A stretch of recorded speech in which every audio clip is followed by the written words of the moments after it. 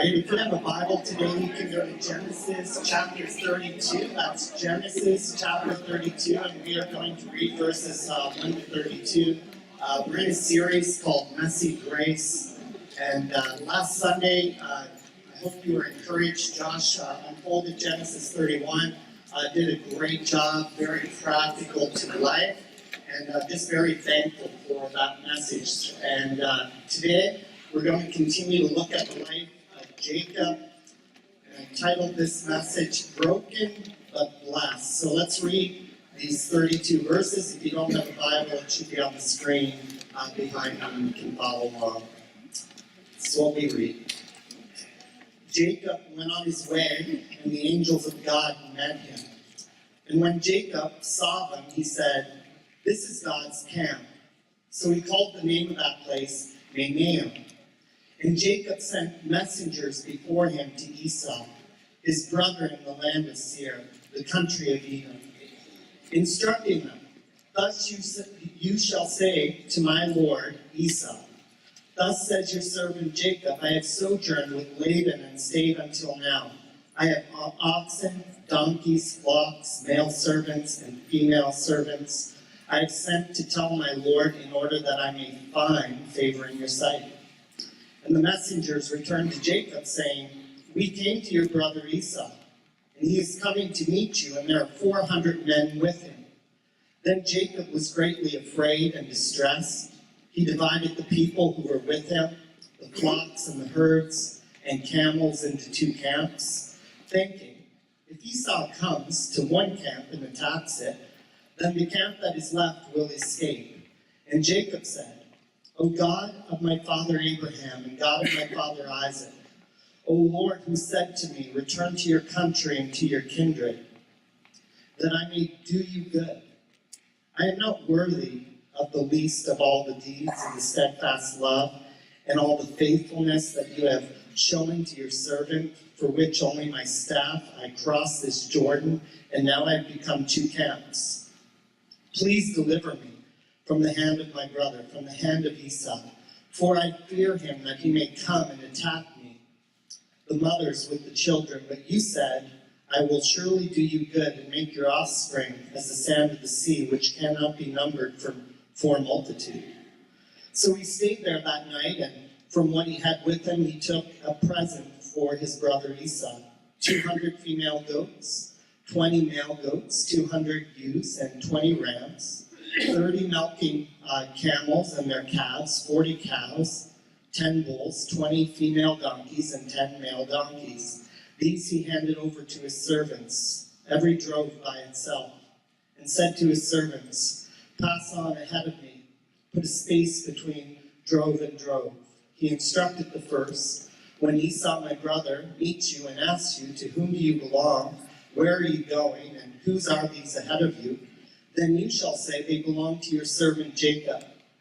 They are a present sent to my lord Esau, and moreover he is behind us.' He likewise instructed the second and the third and all who followed the droves. You shall say the same thing to Esau when you find him. And you shall say, moreover, your servant Jacob is behind us, for he thought I may appease him with the present that goes ahead of me, and afterward I shall see his face. Perhaps he will accept me." So the present passed on ahead of him, and he himself stayed that night in the camp. The same night he arose, and he took his 2 wives and 2 female servants and his 11 children, and he crossed the ford of the Jabbok. He took them and sent them across the stream and everything else that he had. And Jacob was left alone. And a man wrestled with him until the breaking of the day. When the man saw that he did not prevail against Jacob, he touched his hip socket, and Jacob's hip was put out of joint as he wrestled with him. Then he said, "Let me go, for the day is broken." But Jacob said, "I will not let you go unless you bless me." And he said to him, "What is your name?" And he said, "Jacob." Then he said, "You shall no longer be called Jacob, but Israel, for you have striven with God and with men, and you have prevailed." Then Jacob asked him, "Please tell me your name." But he said, "Why is it that you ask my name?" And there he blessed him. So Jacob called the name of the place Peniel, saying, For I have seen God face to face, and yet my life has been delivered. The sun rose upon him as he passed Peniel, limping because of his hip. Therefore, to this day, the people of Israel do not eat the sinew of the thigh that is on the hip socket, because he touched the socket of Jacob's hip of the sinew of the thigh. Let's pray. Heavenly Father, we thank you today for the time we have had to sing praise. We thank you that we're free to lift our voices to Jesus. Just thank you for your word. I thank you that through it you speak to our hearts. Through it you change lives. And God, I pray right now as we examine these verses that you would lead and guide us in this time. I pray that we would be pushed closer to Jesus. We pray this in his name. Amen. We all, I think, can relate to this fact that all of us, maybe in this space today, at one point or another, are self-reliant. That we rely on ourselves a lot. Sometimes we don't bring other people in, even in things that we're not familiar with, things maybe we're not good at. I remember 20 years ago, it would be close to 20, just maybe a few weeks away, I started working at Tim Hortons in Montague. Just for a summer job, and I worked the night shift, and one of those night shifts I came in and I was told I was on making donuts, like decorating donuts. And I was like, are you sure? And they were like, no, we need you to decorate the donuts. And I'm like, you don't want me to decorate the donuts. And anyways, I got in back and I was like, this is great, I'm by myself. I had a couple of, I'll just say, girls who work there, they're like, how are you sure we can do this if you come work out front? And I was like, no, I got this. What do? You just dip it in chocolate. Should be easy. Throw some sprinkles on. Pump it full of Boston cream. It's all good. They were a disaster. Like, I brought them out and we put them up, and 20 minutes as they sat up on the shelf, they were like, we got to take these down and we got to redo these. I was very self-sufficient. I was like, I decorated them, what more do you want? But they were like chocolate everywhere, sprinkled. It just didn't look good.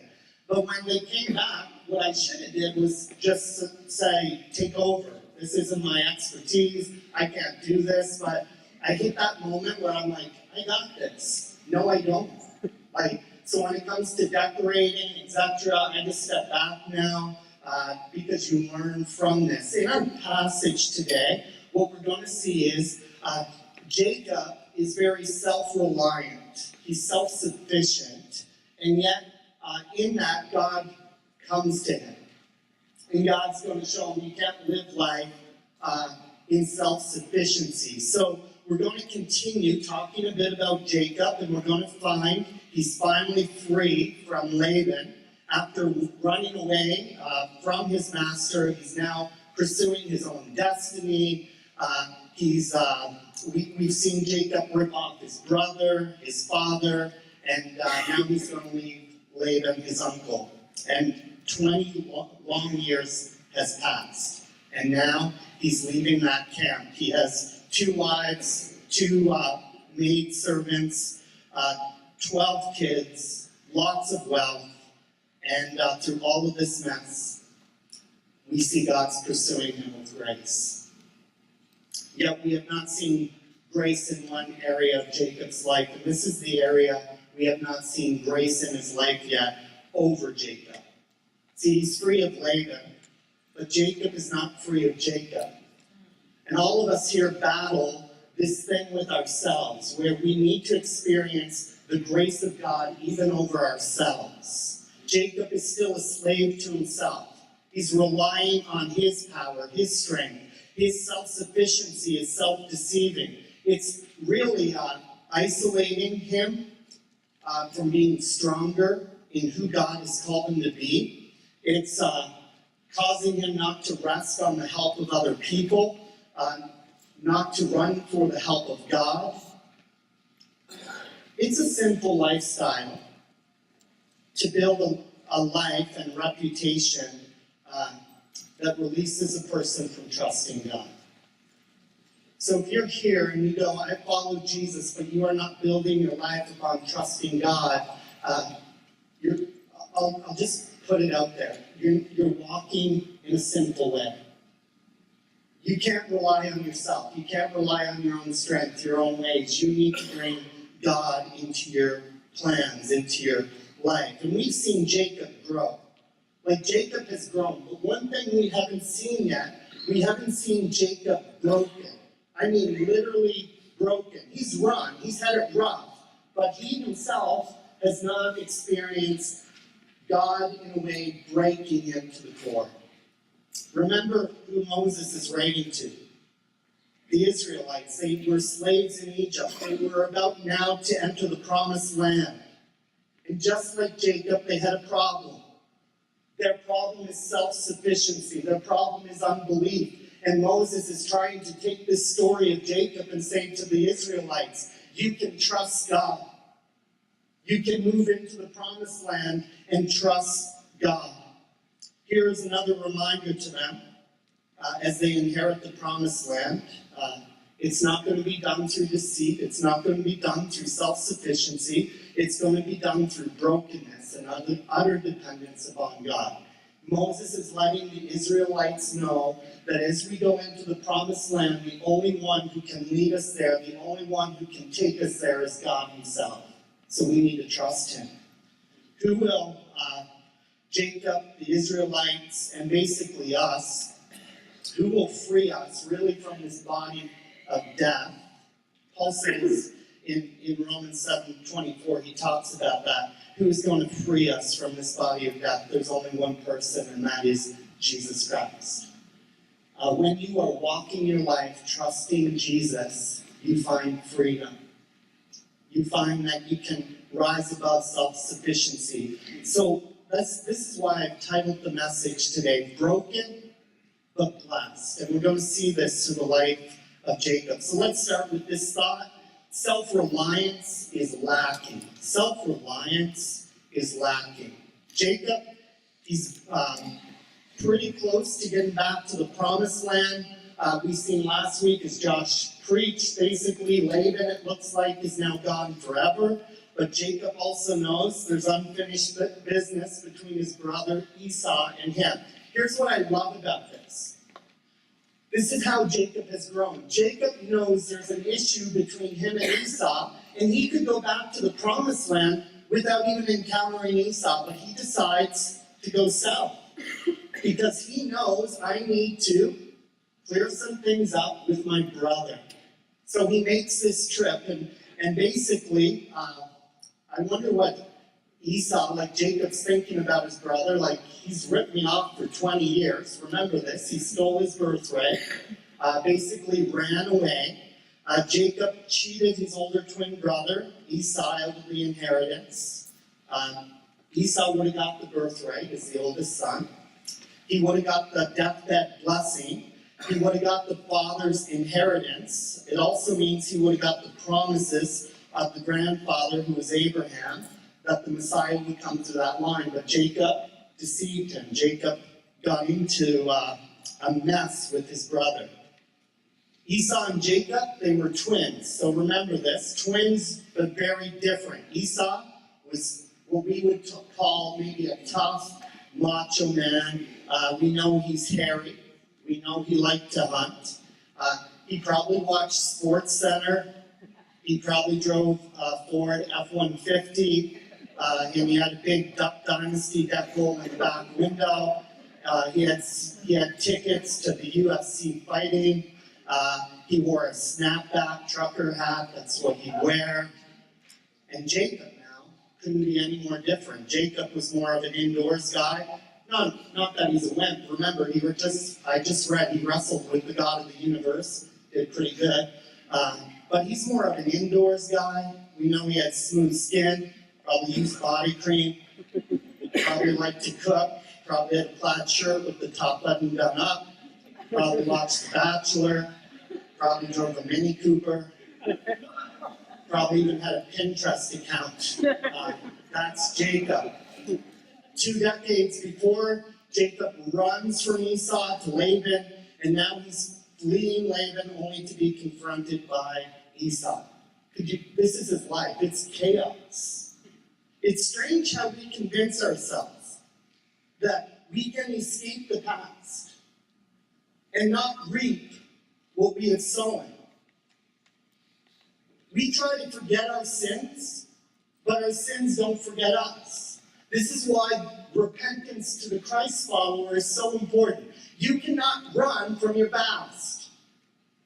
Paul says, one thing I do, I forget the past, meaning this, I don't live in it. It's not that Paul can't remember I murdered Christians in the past, but he goes, I don't live there. Jesus has freed me from my past. So here's the thing, we want to look at our past and go, let's not live in it, let's be free of it.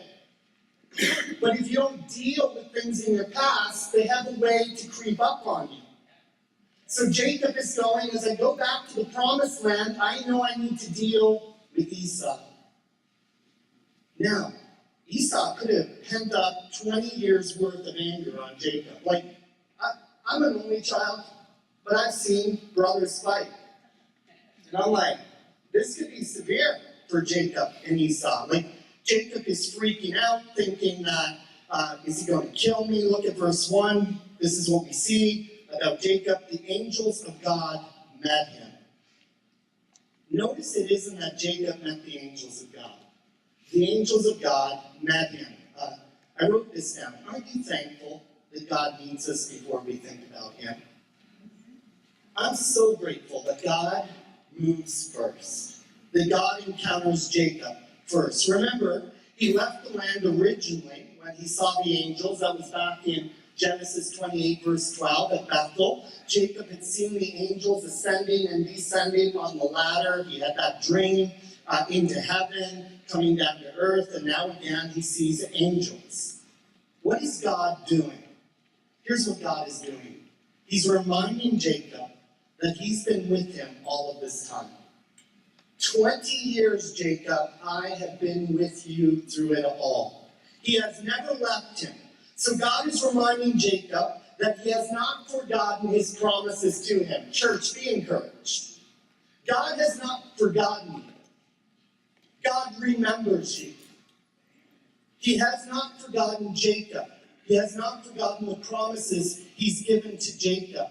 He is recalling the scene of Bethel and all the things that he promised him at Bethel. And now he struggles, Jacob does, with confronting Esau. And here's what God does. God comforts him. God reassures him. God strengthens him. Church, notice that this reassurance comes to Jacob while he's already in the way of obedience. Okay, Jacob, you're getting some things together. I'm encouraged. Jacob is starting to grow. He's listening to God. He's going back to the promised land. God had told him to return to the land, and he's now on his way back. And as he's going forward in the way of obedience, God comes to him with this reassuring vision. It's not the other way around. It's not that Jacob says, okay, God, reassure me, then I'll go forward. Like he's actually stepping out in obedience, and God is saying, all right, I'm reassuring you, you're doing the right thing. He goes forward. Some of us just need to obey and take the steps.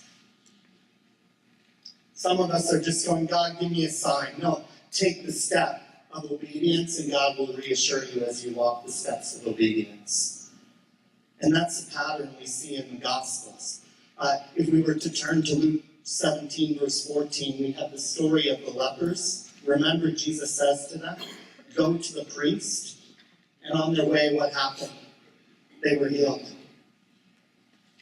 You remember the story of the royal official who comes to Jesus? John 4:51. He says, Lord, my son is desperately ill. And the Lord says, what? Go to your son. He is healed. And on his way, he finds out that his son has been healed. You remember the story of the lepers, of the royal official. They are walking in obedience. On the way of obedience, they find their blessing. And that's the case of the reassurance of Jacob. Notice Jacob sees heavenly hosts. this heavenly army of angels, and he says, Lord, this is a double camp. Here's my camp, and here's the heavenly host. It's really a double camp. And picture this. Jacob can see being brought along by an angelic band of angels, and this very sight, this very vision, is designed to impart, to make Jacob more aware of the heavenly realities, which assure the security of the believer. If you're found in Jesus, if you truly get the gospel and you truly get grace, be encouraged. God holds you secure. So many Christians battle with this loss of security, and I'm going, no. In your salvation, you are secure in Jesus Christ. John 14 says, and this is God the Father declaring it, no man can pluck them out of my hands. If you are found in Christ and you get the gospel and you're found in grace, you are secure. So as you walk through life, whatever comes your way, because you're found in Jesus, is not meant to crush you, it's meant to grow you. God has this plan that he's working out in your life, and you can be reassured that he's not going to let you go. The whole vision is really a function of witness that God is going to show up in Jacob's life. He's going to be reassured. The whole vision is designed to do this. It's to cause Jacob to think about God's word. It's to cause Jacob to think about God's promise. God had given him a word of promise. The last time he had the angelic visitation, he got that word of promise. And God is calling on Jacob to be remembered of the word, to focus on the promise. Maybe today the thing you need to hear most is remember God's word and remember God's promises to you. Don't lose sight of them. Walk in obedience with Jesus. And God is calling on Jacob, remember the word, focus on the word of promise. I love what John Calvin says. John Calvin says this: the use of this vision was twofold. First, since the holy man was very anxious about the future, the Lord designed early to remove this cause of terror from him, or at least to afford him some alleviation. And secondly, God designed that when Jacob should have been delivered from his brother, so to fix the memory of the past benefit in his mind that should never be lost. God never forgets his promises. Never. But Jacob, in his fear, might forget. And so God visits him to remind him of the word of promise that he had already given. Peace in life is not just the absence of trouble, but the presence of God in the midst of trouble. That's peace. Like when you are walking through, I'll say, the storm, the pain, the trial, it's the peace that God gives you. It's not the removal of the storm. Peace is, I've walked through the storm, but my heart is secure in Jesus. My footing is solid in Jesus. And Jacob says, I love it. This is God's camp. And I go, yes, Jacob. This is God's camp. Jacob is encouraged. He has this aha moment. God is drawing near to him. Jacob's drawing near to God. So how does Jacob respond? Now, Jacob's not perfect by any means because he responds with self-reliance. So here are some signs of self-reliance, which really end up being insufficient. You might notice this in your life as well. The first sign is this: a dull prayer life. If you're self-reliant and you're walking in that way, you have a dull prayer life. Now, Jacob's going to pray in a little bit, but notice God is reaching out to him. And at first here, it doesn't really change him. He moves from God's camp without talking to God and then back to scheming his way out of this. So Jacob's trying to think through some plans. He's going, God's got me, yes, but I got the rest of this. How often have we done that? Oh, God's got me, but I need to do this. And we run over here. And we start our own planning. Jacob's still freaking out about Esau. We read that in the passage. Verse 4. I've been staying with Laban, and I have remained there till now. Implication, I have not been hiding, avoiding you, or sneaking around behind your back. This is sort of his plan he's thinking through. He's going, I have cattle and donkeys, sheep, goats, servants and maidservants. Implication, I'm not coming to try to take anything from you, Esau. I have plenty. I'm not going to try to trick you out of anything. I'm not going to try to lay claim to anything that you have required. Then Jacob basically is saying, I'm sending this message that I may find favor in your eyes. Here's his implication. Why don't you let bygones be bygones, forget the past, let's start over. This is Jacob. Like, he's doing all of this, but there's implications behind it. Notice his, I call it smooth as butter language. He says to Esau, my lord Esau, and your servant Jacob. These are not pleasantries, but he's trying to show I'm going to be submissive because I'm afraid, what? Esau's going to kill me. And then he tries to win him over with what? Gifts, with presents. Please don't kill me. Basically, here's a flat screen TV, here's a Porsche, and whatever you want. I'm sure Jacob's got guilt mixed all in here because of what he did in the past, along with his fear, but he doesn't go to God with it. Why? Jacob's doing what he's good at. Jacob's doing what comes natural to him, scheming. So here's what we do. We skip the prayer and we do what naturally comes to us. But wouldn't it be great if we didn't skip the prayer and instead we go to God instead of our self-reliance? God just met him. He saw God was with him. He noticed God was there ministering to him, but when it came down to it, God is out of the picture because fear of Esau consumed him. Isn't it just like us? God meets us. Maybe it's in a quiet time. Maybe it's at a church service. Maybe it's in a community group. Maybe it's at a Bible study. We're encouraged, only to leave them with fear-filled lives. So for a moment, we find that encouragement. Let me ask you, what fear consumes you? What fear consumes you? A stoppage in your prayer life is a sign of self-reliance. So the book of James says this, you do not have because you do not ask. James chapter 4, verse 2. So hear me. We lack strength because we don't pray for it. We lack joy because we don't ask Jesus to fill us. We lack wisdom because we don't seek it from God. We were self-reliant. We don't pray. And when we don't pray, church, we don't receive. And some of us, it's like we keep hitting our heads against the wall and going, God's not answering me, but have you prayed? Have you sought the heart of God? Let's talk about this. Fear, then worry, then anxiety, then control. And whenever I talk about worry and anxiety, I know people will run and go, Howie, it's a big health thing, etc. And for some people, okay, I get it. But for many, it's not. Because fear leads to worry, which leads to anxiety, which leads to this control. So when the messengers come back and they say this to Jacob, there's at least 400 men with him. Jacob's probably going, what? That's a small army. There's 400 men?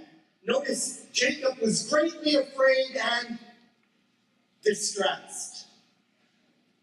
Jacob, remember, you have God's angels. That's your army. But he forgets about that. Notice Jacob is not thinking logically. He doesn't ask why Esau has a large army. He just jumps to conclusions. Besides, wouldn't it make more sense that if Esau was going to kill Jacob, that he kills the messengers who are running back to Jacob to tell him, hey, Esau has 400 men, and then sneak up on Jacob? This is what fear and worry does. You can write this down. Fear and worry exaggerates. Fear and worry exaggerates. So hear me, center point. Most of the stuff we worry about never comes to pass. Have you noticed that? Most of the stuff you worry about doesn't even come to pass. Worry is like sitting on a rocking horse. Remember the rocking horses as kids? It's like you're rocking back and forth, but you're going nowhere. Worry is like a hamster in a cage on his wheel, running on the wheel. Lots of activity, but going nowhere. Worry brings anxiety, and you never make progress. There's a healthy fear that gets us out of danger, but there's also an unhealthy fear which leads us into anxiety, which is a lingering, constant fear that paralyzes us. That's what anxiety does. It paralyzes us. Tim Keller says, if fear is a thunderstorm, anxiety is a constant cold drizzle. And why are we like that? Like I said earlier, sometimes it could be a medical condition, but for the most part, it's self-sufficiency. Constant worry is rooted in arrogance that assumes I know the way my life has to go and God's not getting it right. Take a look, 1 Peter chapter 5, verses 6 and 7. I love this verse. It says, cast all your cares, your concerns, your anxieties on God because what? He cares for you. He cares for you. The main verb and command there, when you read 1 Peter 5, 6, and 7, is really humble yourselves. What the author is getting at in those verses is this. He's telling you to do the command. So here's what you do with your anxieties. You pray them through. You pray your anxieties through. So if it is a sign of humility to cast all your cares on the Lord, it's a sign of pride then when you worry. Do you see how this is bigger? Worry denies the care of the sovereign God. One author writes this, worry is sin because it denies the wisdom of God. It says that he doesn't know what he's doing. It denies the love of God. It says he does not care. And it denies the power of God. It says he isn't able to deliver me from whatever is causing me to worry. So I'm just flat out laying it out there. Worry is sin because you're not trusting in God. Worry is practical atheism. Worry gives you delusions of strength. It keeps you from seeking God and seeing God from working on your behalf. Worship and worry cannot stay in the same heart. You can't worship and worry in the core of who you are. When we're not trusting God to be in control, we're trying to control our lives. And when we control our lives, hear me, we scheme, we make plans to control, and that brings anxiety, that brings fear, because we start to see that only God can control everything.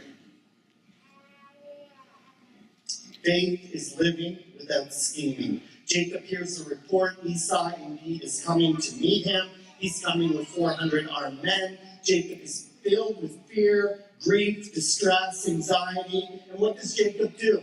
He begins to plan again, self-reliance. And this very encounter reminds us that God strengthens our faith by not removing all our danger and pressure, but sustaining us through it. That's how our faith grows. It strengthens our faith not by removing our trials, but by upholding us through them. Jacob will find strength through his circumstances, not by them being removed.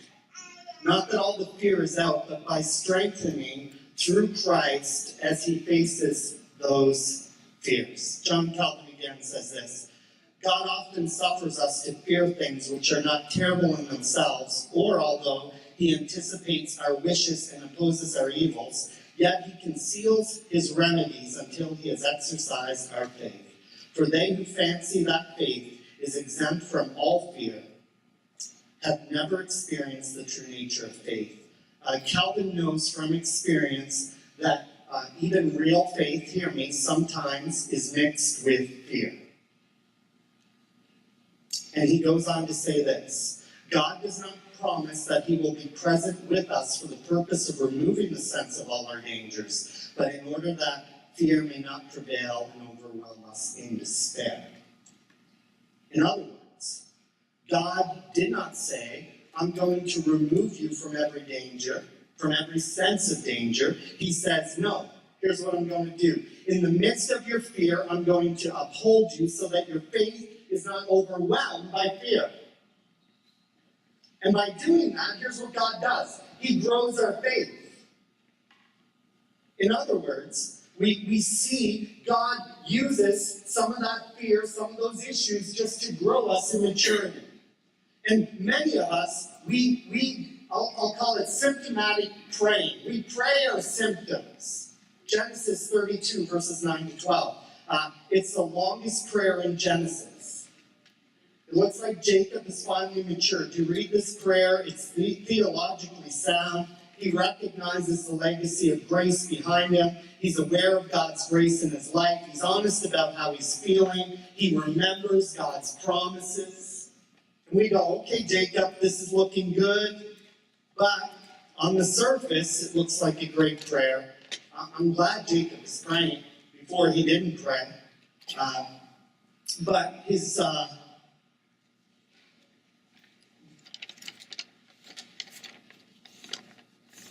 Remember as a kid, the best way I can describe this, I go to like McDonald's and I get my cup for pop and I put all the flavors in my cup. And we call that swamp pop. And as kids, I was like, this is delicious, this is magical. But as an adult, like if I fill up, like now, 30 different flavors of pop in my cup, that's disgusting. Our heart is often like swamp pop. It's a mixture of fear, of faith, of doubt. Like all of us, we have this from time to time. However, we see in this, his prayer is just symptomatic praying. There's no mention or real reason why all of this has happened in the first place. There's no mention that Jacob is a schemer. There's no mention that he manipulated his father, his brother. There's no mention that he's self-sufficient. Here's what Jacob wants. He just wants the discomfort of Esau wanting to kill him out of the picture. So he's praying for this. He's praying, deliver me from the hand of my brother. The real issue, though, is deliver me from me. God set me free.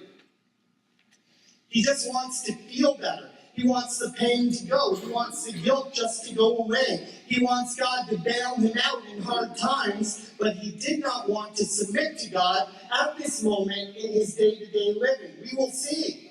He will encounter God here very shortly.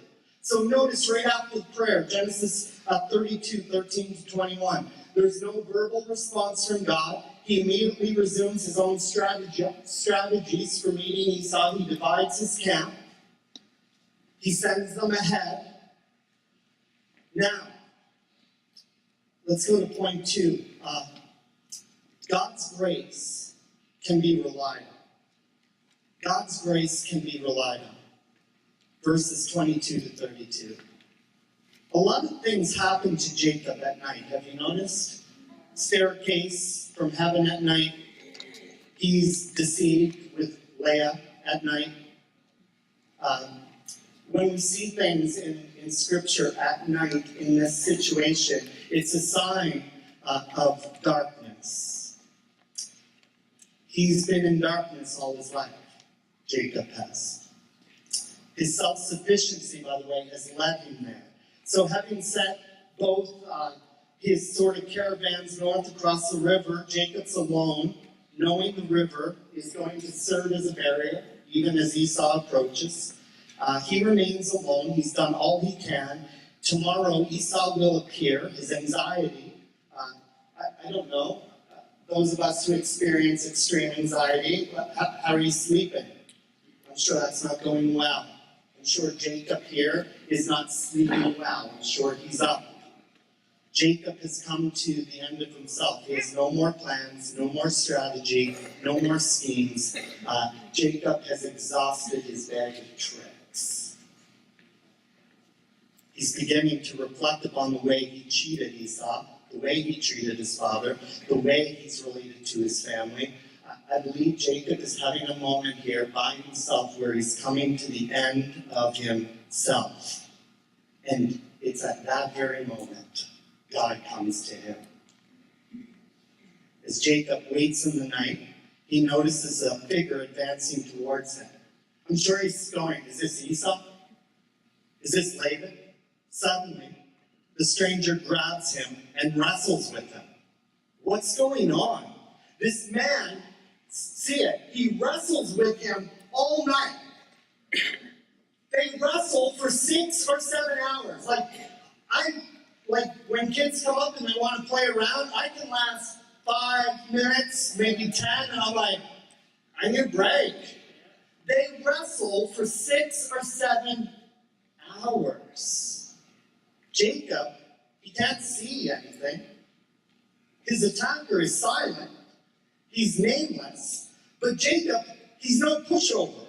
He rises up mightily to the occasion. He wrestles for 6 or 7 hours. So get this, there's sweat, dripping hair. They're probably slipping out of these wrestling moves, these clutches, because they've been wrestling so long. They're all sweaty. There's fury, gouging, pulling, punching, more rage, more pain, thirst, and some frustration going on.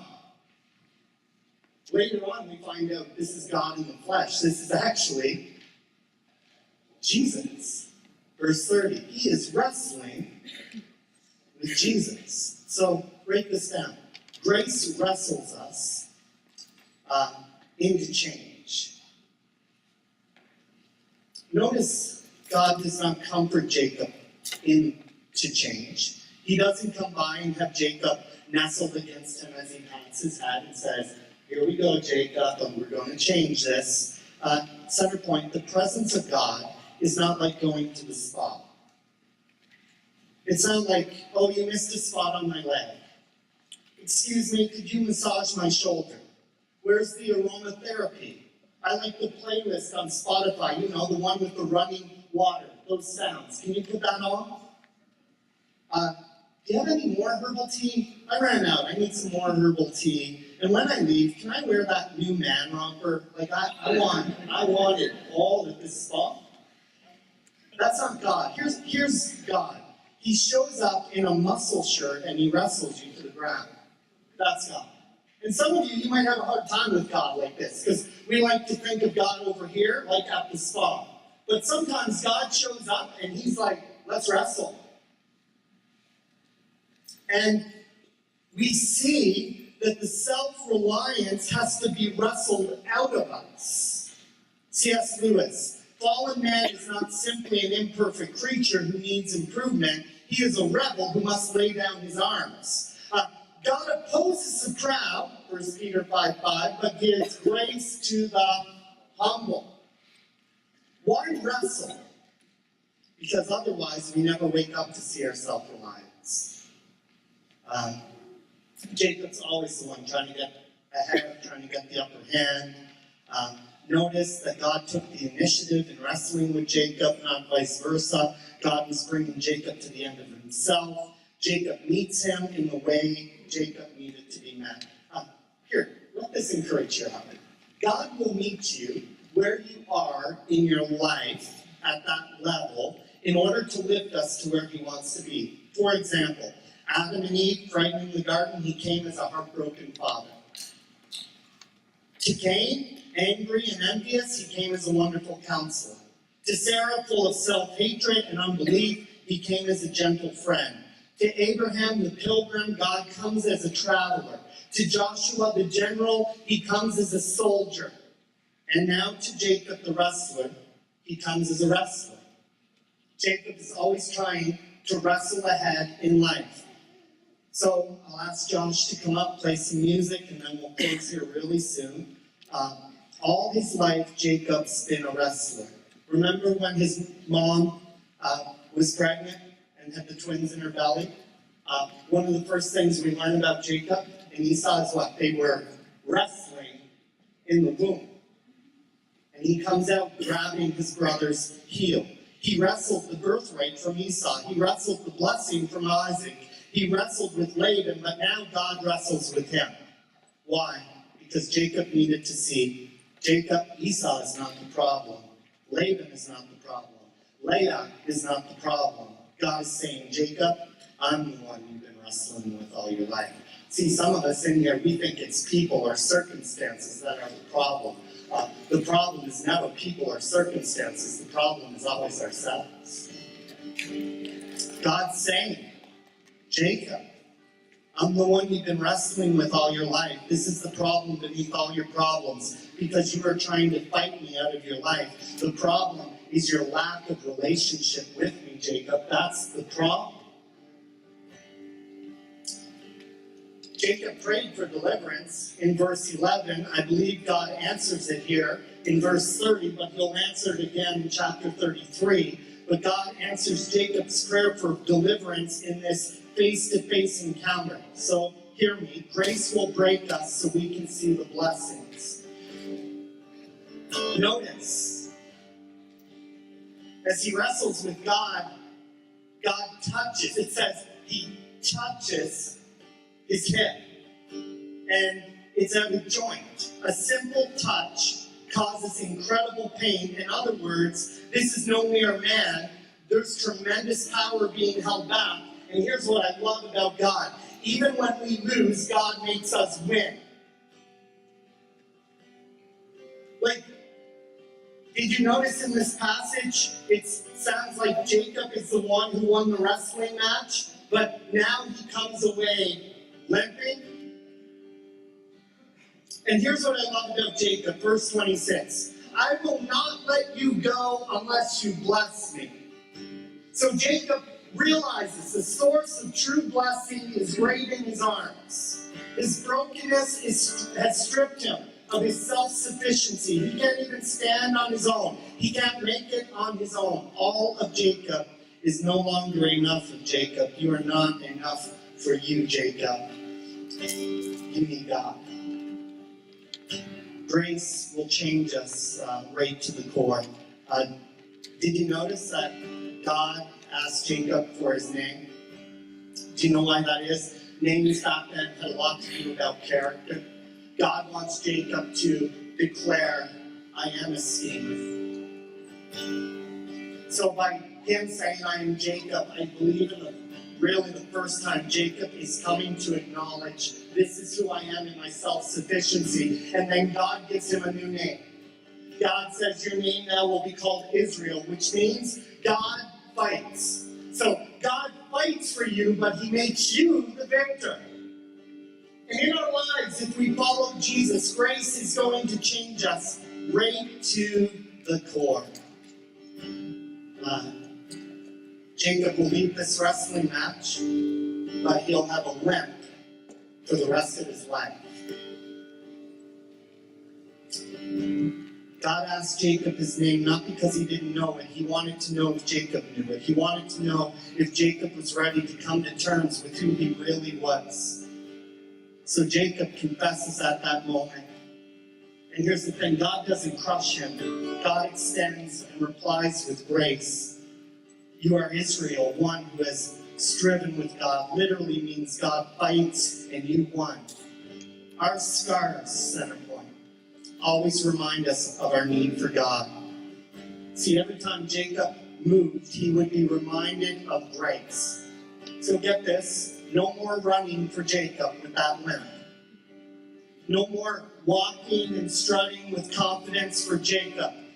This is a reminder of God's grace.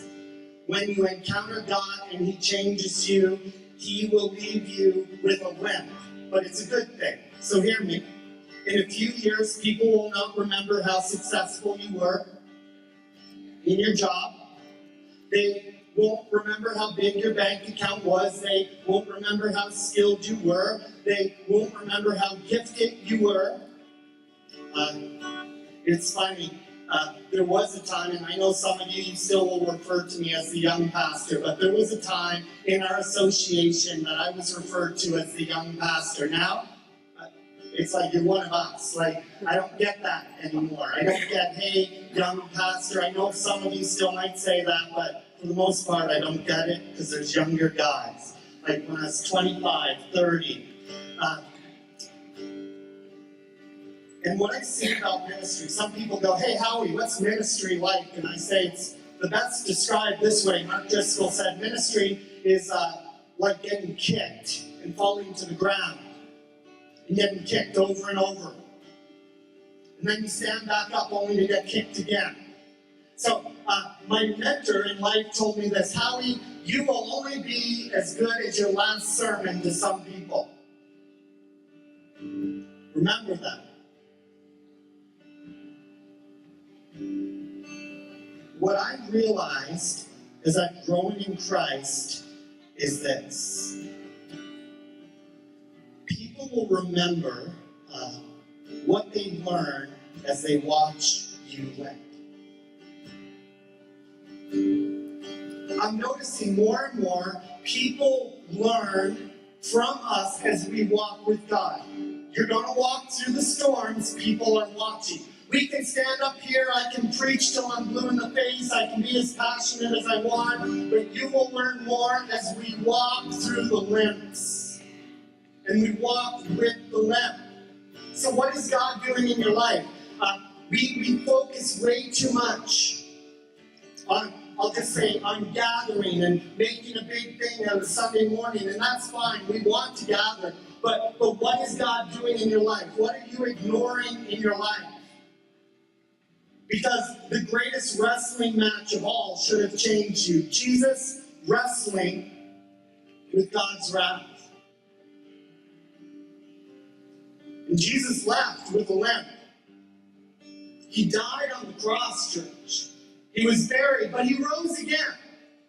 And now Jesus is the victor. And through Jesus we have victory. A.W. Tozer has rightly said, the Lord cannot fully bless a man until he has first conquered him. The degree of blessing enjoyed by any man will correspond exactly with the completeness of God's victory over him. Have you wrestled with God? Like, have you wrestled with your sin? Have you wrestled with those things that you are holding on to? Like, do you get alone with God? So often we overlook what God is doing in our own hearts. And here's the danger in our churches. We think we're doing well with God, so we turn our eyes to other people. And by turning our eyes to other people, we start to see, hey, you need this wrestled out of your life. And I love that Jesus showed up to even challenge many of us in that area. And Jesus would say, hey, before you go to tell other people to wrestle things out of their life, you go to your own heart, your own life, and you take the plank out of your own eye before you go to your brother, before you go to your sister, to remove the speck. So, hear me today, some of us need to wrestle with God, and we need to find that freedom. Is God reigning and ruling over me? Are you fearful? Are you full of anxiety and worry? God can give you peace. Amen. We're going to pray and say, Heavenly Father, thank you for your word. Thank you for the hope of the gospel. Thank you for really the life of Jacob, that we get to read about it, we get to see how that relates to our life. And God, I want to pray that if you're wrestling with any of our hearts in this room tonight, or today, God, I want to pray that we would hand those things over to you. I want to pray that we would even say, God, I'm not going to let you go until you bless me. So God, may your spirit have rule and reign today. We pray this in Jesus' name. Amen.